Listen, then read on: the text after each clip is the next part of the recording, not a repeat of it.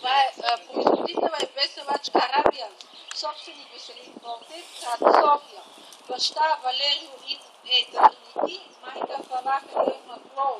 Роден е на 27 юни 2005, внесен от Белгия през 2006 година. Все още млад, започва да бъде използван като 3 годишен за разплод. Към момента има 9 регистрирани кончета.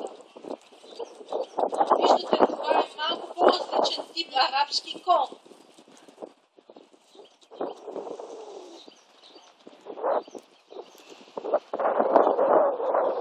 Производителят, по-скоро дамата на тези коне, ще имаме възможността да даваме и още един клон на същата кръва.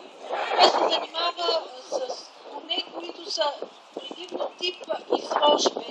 Сами виждате движенията на жребеца, остават на главата.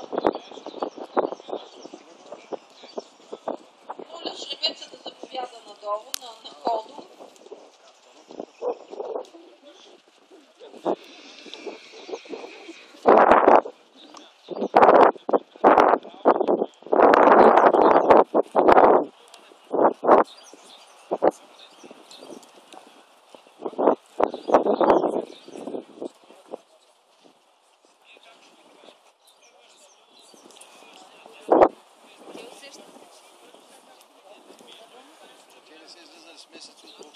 След жребец без Джорджо да заповяда жребец.